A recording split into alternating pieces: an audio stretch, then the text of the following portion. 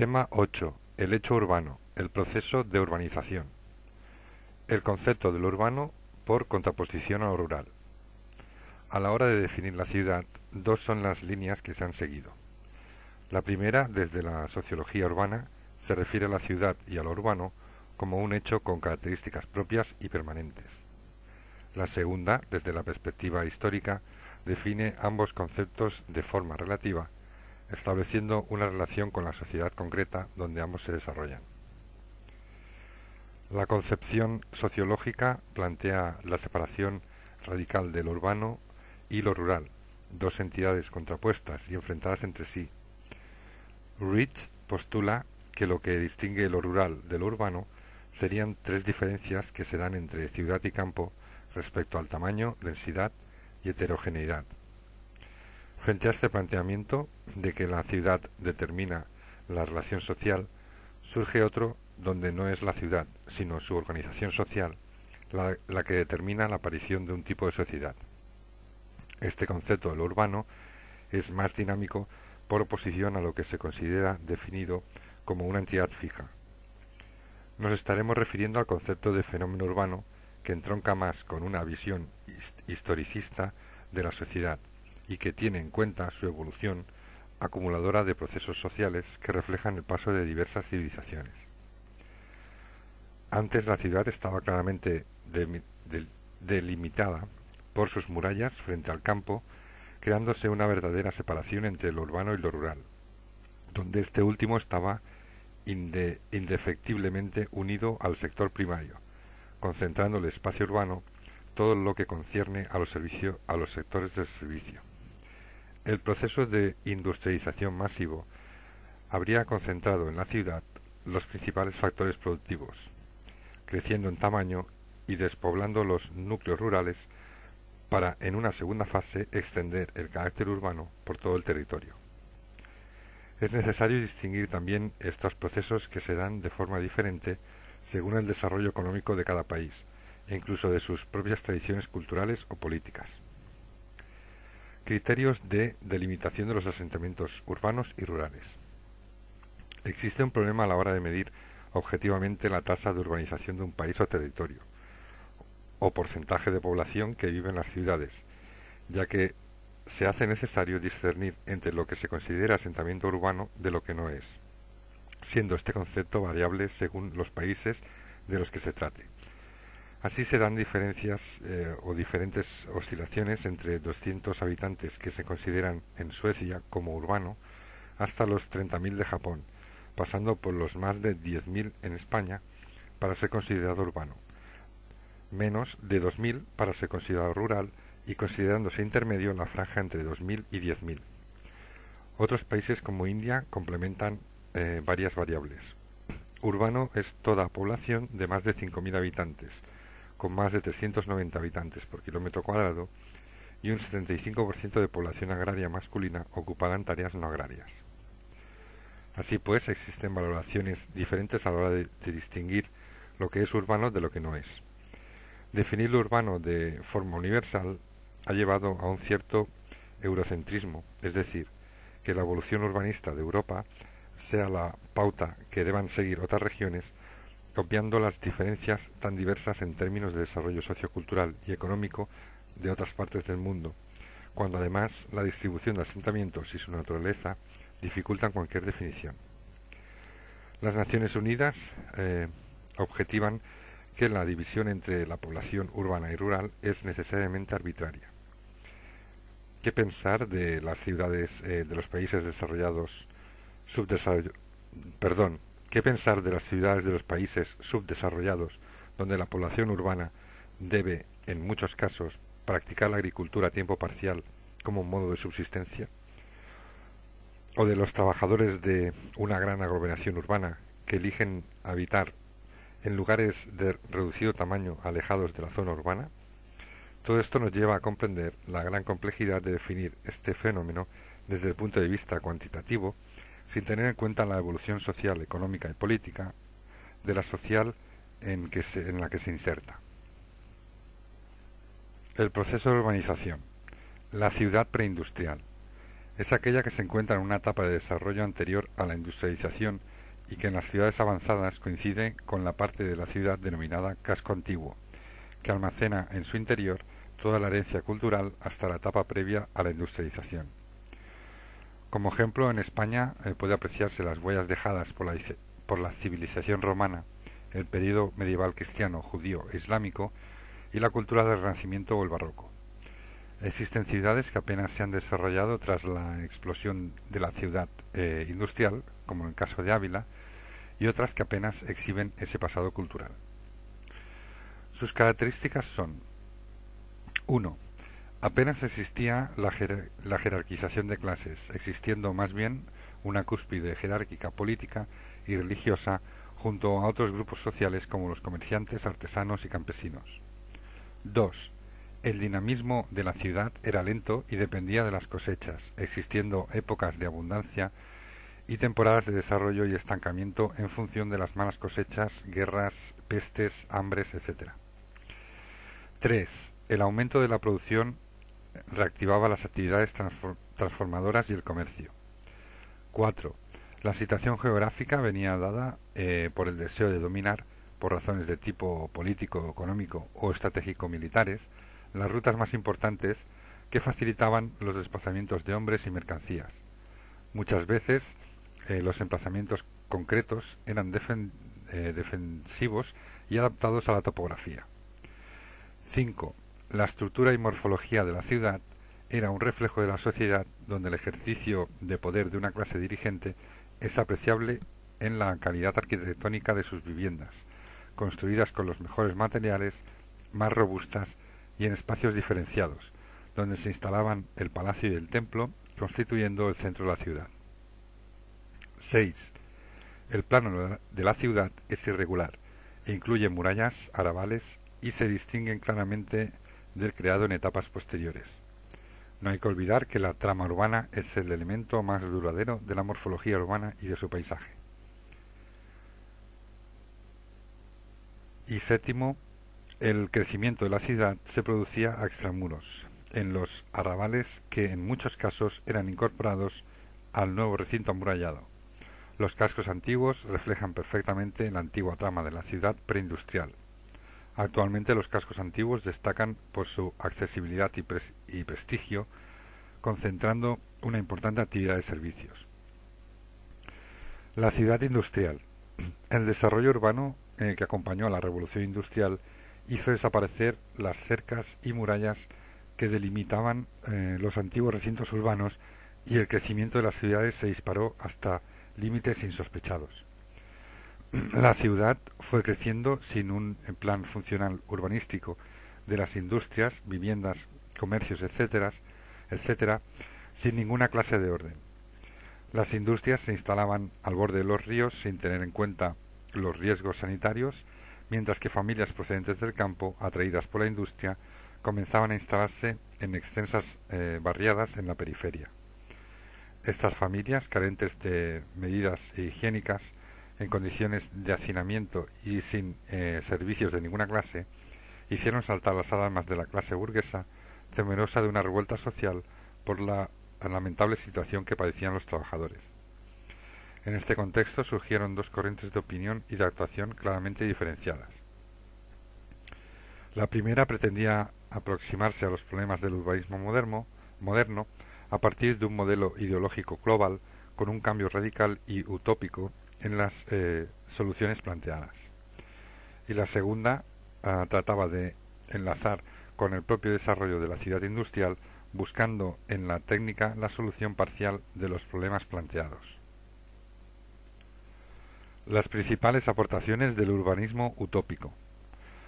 Robert Owen, desde el 1771 al 1838, creó un modelo de ciudad ideal, semirural, de dimensiones reducidas, capaz de ser reproducidas en múltiples veces y formar una federación. Lo puso en práctica en 1825 en la ciudad de Harmony, en el estado de Indiana. Charles Fourier, desde 1772 al 1837, plasmó en el proyecto del Falanterio o Palacio Social un lugar donde podían vivir 400 familias asociadas a la producción, al consumo y la vida familiar, organizarse en común, en torno a los servicios colectivos. Se intentó en Francia, pero fue un fracaso. Benjamin William Richardson, médico interesado en higiene, escribió en 1876 su obra Hygeia, en la que describía una ciudad ideal para 10.000 habitantes. Etienne Cabet escribió la obra Viaje a Icaria, en la que describe como capital de Icaria un lugar semejante a las construcciones utópicas anteriores. Todos ellos propusieron soluciones abstractas y esquemáticas poco realistas que tuvieron poco en cuenta el escenario económico-social del momento y les llevó a confundir e identificar el ordenamiento urbanístico y el ordenamiento social, creyendo que la complejidad de la vida social podía encorsetarse en determinados proyectos urbanísticos. Las soluciones reales, las transformaciones urbanísticas de la ciudad decimonónica. No crecieron solo las nuevas ciudades creadas en los entornos de los centros fabriles o próximos a yacimientos mineros, sino que las antiguas ciudades se beneficiaron de las nuevas circunstancias, aunque estuviesen lejos de los puertos de importancia o no fueran cunas de la revolución industrial, tal como París, Bruselas, Berlín o Madrid. La congestión o precariedad de las condiciones de vida ante los cascos antiguos de las ciudades obligó a las ciudades a una mejor planificación. En primer lugar, se mejoraron las condiciones higiénicas y sanitarias con la construcción de alcantarillados, provisión de agua, limpieza urbana, pavimentación, alumbrado y traslado de cementerios al exterior de las ciudades. En segundo lugar, se reformaron el interior de las ciudades con la ampliación de la anchura de las vías principales que permitieran una mayor fluidez del tráfico y la construcción en altura para la densificación de las viviendas. Y en tercer lugar, la gran contribución de la burguesía fue la construcción de los ensanches. Con ello se superan las murallas de la ciudad y se crea una nueva área de ciudad planificada enlazando con el casco antiguo. Como ejemplos tenemos en Nueva York con la isla de Manhattan, Madrid, Barcelona, Ámsterdam y Atenas, y es conocido el urbanismo parisino de Napoleón III, que eligió a Haussmann para llevar a cabo una ambiciosa política urbanística con la creación de amplias avenidas, bulevares y largas calles que se superpusieron a la trama existente, realizándose las obras durante un siglo, entre 1850 y 1950 aproximadamente. La aparición de los ensanches hizo posible la aparición de grandes negocios inmobiliarios al calificar como urbanizable grandes extensiones de terreno, produciendo una excesiva especulación que originó una densificación muy superior a la definida en la planificación. También supuso problemas en algunas ciudades como Madrid, donde la clase obrera fue marginada al extrarradio de la ciudad, con edificación espontánea y creación de barrios obreros. Al no tener acceso razonable a las viviendas, por razones económicas, ocupando la burguesía en las nuevas zonas residenciales del ensanche. Modelo cultural y la ciudad jardín. La aportación española de A. Soria, la ciudad lineal. El modelo cultural se relaciona con Ruskin y Morris y rechaza cualquier prototipo previo basado exclusivamente en la razón. Para este modelo, lo primordial a la hora de planificar la disposición interna de una ciudad es que refleje la idiosincrasia de los individuos que la habitan. Howard propone un modelo intermedio entre los pensadores utópicos y el punto de vista cultural.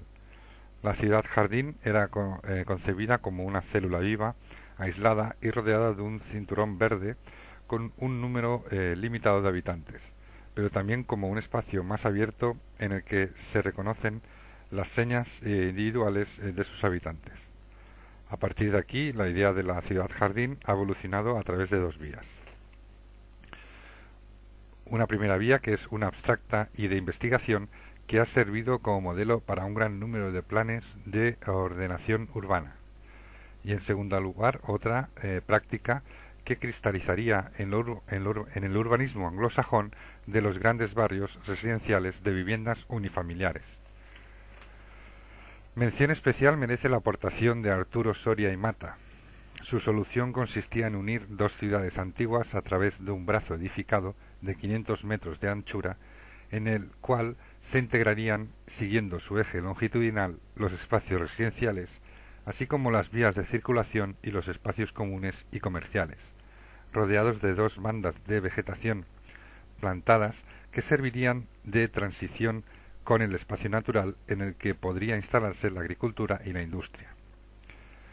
Ahondando en un naturalismo mayor, Soria llegaría a plantear que la edificación de las viviendas fuera dispersa, para facilitar su mezcla con el medio en el que se encontraban. El triunfo de la ciudad neotécnica. Lewis Mumford definió como neotécnica una nueva era industrial caracterizada por la transformación de la organización empresarial, el transporte y las comunicaciones, por oposición a la anterior o paleotécnica, caracterizada por el uso de las primeras tecnologías industriales. Esto dará lugar a una nueva hornada de trabajadores de cuello blanco, entre comillas, que desarrollarán su labor en un creciente sector servicios, con aparición de nuevas profesiones derivadas de una acelerada división funcional del trabajo. Estas circunstancias reforzarán el éxodo rural hacia la ciudad, provocando dos fenómenos. Uno, el aumento de la población, y dos, su concentración en aglomeraciones urbanas. A final del siglo XIX, las ciudades comienzan a adaptarse a las nuevas demandas y comienzan a producirse la segregación de los usos del suelo, más tradicionales, en residencias, industrias, etc. El centro de las ciudades había sido el lugar preferido por la clase superior para habitar y se cambia la tendencia. A partir de ese momento será el suburbio o lugar preferido de las clases más pudientes. Factores que facilitaron la expansión de la ciudad hacia el exterior. En primer lugar encontraremos el proceso experimentado por los medios de transporte. La difusión del automóvil modificó la escala de la movilidad urbana, permitiendo una mayor dispersión y la posibilidad de difundir el tejido urbano en todas las direcciones, permitiendo rebajar la densidad de población de las áreas residenciales y la descentralización de la ciudad. En segundo lugar, el desarrollo experimentado por el sector inmobiliario ha transformado las formas de producir de las viviendas y los equipamientos residenciales, buscando grandes extensiones de suelo urbanizables en la periferia de las ciudades o a mejor precio, lo que ha contribuido igualmente a la descentralización de determinadas funciones urbanas como la residencia y la industria. Por último, la intervención del sector público en sus distintos niveles, municipal, regional o nacional, ha sido imprescindible para establecer el marco de actuación urbanística a través de los planes de ordenación urbana, que regulan la estructura y zonificación de los usos del suelo dominante en la ciudad. El nuevo modelo urbano de la sociedad postindustrial, las aglomeraciones urbanas de ámbito superior, las áreas metropolitanas. La necesidad de describir la realidad urbana ha dado lugar a nuevos conceptos que tratan de reflejar mejor esta realidad. Así surgen conceptos como 1. La aglomeración urbana.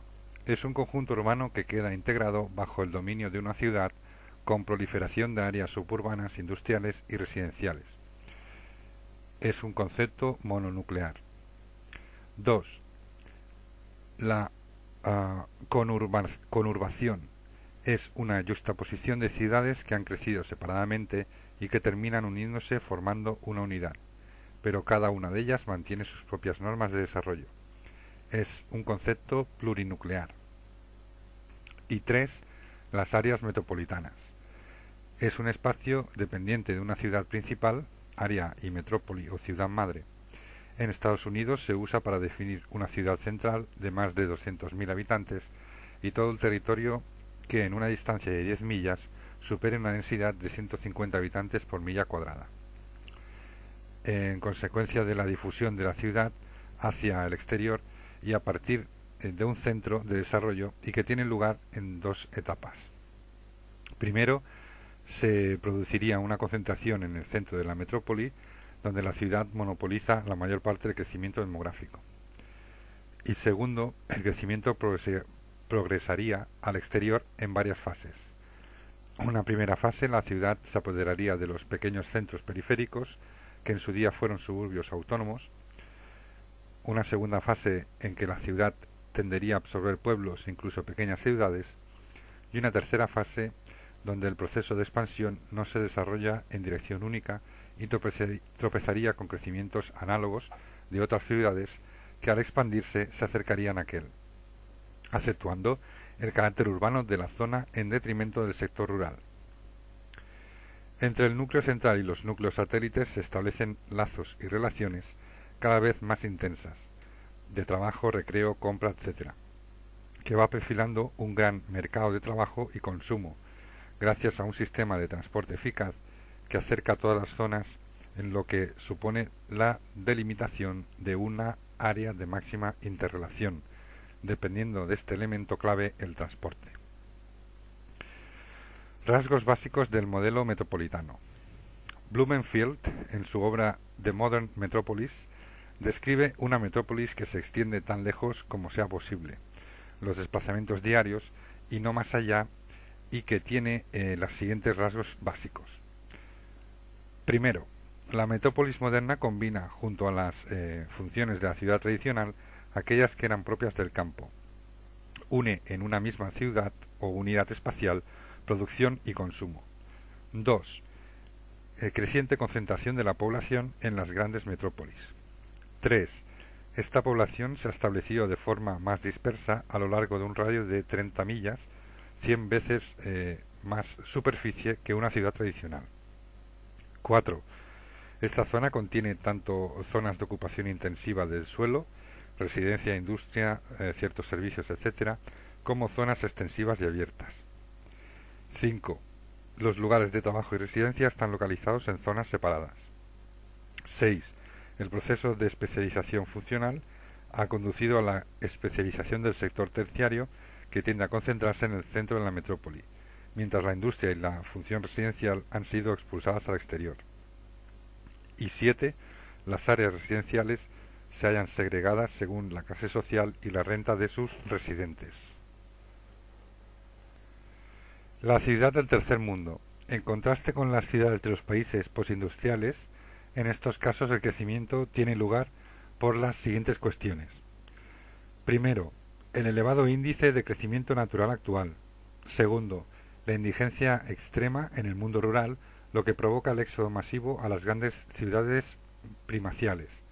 Y tercero, la falta de articulación y conexión entre sí de las ciudades, lo que produce el fuerte crecimiento de las que más oportunidades ofrecen. En las ciudades de los países subdesarrollados se refleja una gran segregación social como consecuencia de las grandes diferencias existentes dentro de la población, que se traducen en la presencia de áreas pobres como las favelas, tugurios o ranchos, anexas a las áreas urbanizadas de las clases ricas y dominantes. También están presentes algunas de sus señas históricas, como es el caso de las medinas medievales en las ciudades del norte de África. Las últimas tendencias urbanas de los países desarrollados. La ciudad difusa. La crisis de los 70 y la consecuente reestructuración económica ha tenido importantes consecuencias en el modelo territorial urbano, que supone la quiebra del modelo de concentración y de las grandes aglomeraciones urbanas. El nuevo sistema se reorganizó en torno de las nuevas tecnologías en una transición que sustituiría el trabajo por el capital, al tiempo que desfragmentaba y descentralizaba la producción, poniendo partes de ella en manos del sector terciario y perdiendo un gran número de empleos del sector secundario. Se produce entonces la paralización de concentración de población en grandes aglomeraciones urbanas occidentales, perdiéndose incluso población, sobre todo en ciudades cercas de zonas fabriles en declive. Manuel Castells manifiesta 4 rasgos fundamentales en los efectos territoriales ocurridos en el nuevo modelo urbano. Primero, cambio de sentido en los procesos de concentración de las actividades económicas, la población y los recursos que no siguen la ley de que las regiones más desarrolladas acumulan tasas de crecimiento mayores.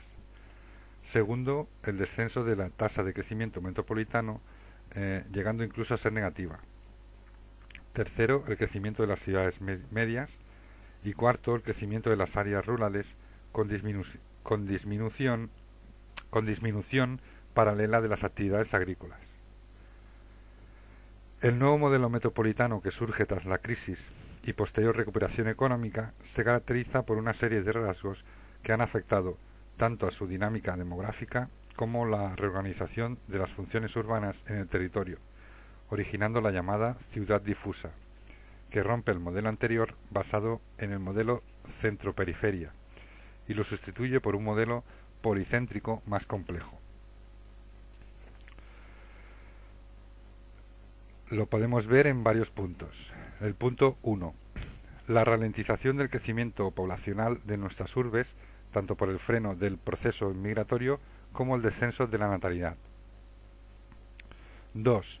La descentralización progresiva de numerosas actividades del sector terciario se ha producido paralelamente a la creación de centros periféricos alternativos. Las nuevas periferias parecen convertirse en la verdadera metrópolis, siendo el rasgo más notable del nuevo modelo urbano. 3. Contraste entre la disminución de los ritmos de crecimiento y el auge de las actividades inmobiliarias del sector de la vivienda. 4. Se produce una profunda transformación del sistema de infraestructuras de la ciudad. 5. La suburbanización residencial está teniendo lugar con claro predominio de las bajas densidades de población y de la vivienda unifamiliar. Los tradicionales patrones poblacionales ofrecidos durante la etapa anterior, actuaciones urbanísticas multifamiliares de alta densidad de ocupación del suelo, dan lugar a otras dirigidas a las clases medias y medias altas que les permiten invertir en segunda e incluso tercera residencia. 6.